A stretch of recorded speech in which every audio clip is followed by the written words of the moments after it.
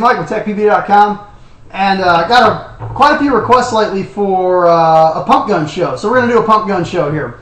You know, a lot of people that have never played pump, they don't understand it, they don't know what it's all about. Pump guns, the pump players are kind of the purest of the sport. They're kind of taking the sport back to its roots, and kind of exploring that part of it. It's an absolute blast. And there's a ton of different pump guns out there. I mean, you've got the Sterling, which is one of my favorites. The Tippmann had an old pump gun. Lapco, if they ever started making pump guns again, that would be cool. The Phantom, which is probably one of the biggest sellers.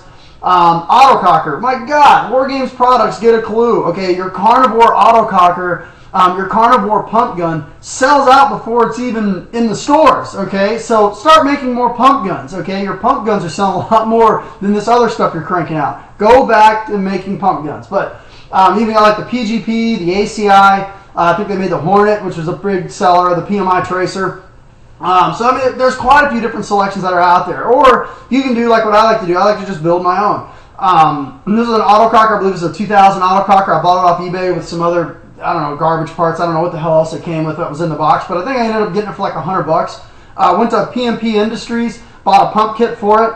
And then now after, kind of doing some swap parts here, put an ASA on it, nice reg, nice barrel. I've got myself a pretty decent little pump gun that, I'm into the gun for maybe, I don't know, maybe $170, $180, and it's something that I built myself. So, pump guns are definitely a lot of fun. I mean, pump players for the most part, I mean, they're kind of disturbed individuals from what I can tell. I mean, these are the kind, pump players.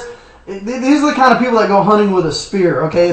They like to put themselves at a mechanical disadvantage to make the hunt, the game a lot more interesting and a lot more exciting. So, the pump players are definitely pretty crazy. And I'll tell you something else too.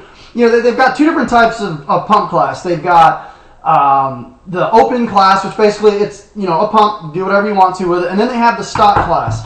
Now, I know there's a lot of lure for people getting a stock class. What I'd suggest is before you go and buy a stock class marker, check with your local field and make sure that they allow these. Now, I know that these 12-gram cartridges, a lot of fields do not allow these. I know a lot of the fields that are around here, they don't allow them, maybe on special occasions with tournaments. But I don't know if they're afraid of getting into metal disposal issues with the environmentalists, or they're afraid, you hit these things with a lawnmower and they go shooting out into the net, sometimes go through them. So definitely before you invest in a stock class marker, I would definitely check with your local fields, the fields that you end up playing at, and ask them if it's okay if you use 12 gram. If they say it's not allowed, just go into open class, something that you can screw a bottle into the back of it and just go with that. So you don't want to buy yourself a gun that you don't have any use for. So pump play is probably one of the only things that really puts me in a good mood. I mean, I may only get out 3 or 4 people throughout the day, but I'll remember it for a really long time. Usually when I go out there and play pump, I just act really corny. I'll show you guys my little pump hat. You guys are gonna love this. This is the hat I always wear when I'm playing pump. So if you see somebody at the field wearing this hat, that's me playing pump. So I love this hat. I always wear it anytime I go out there and play pump.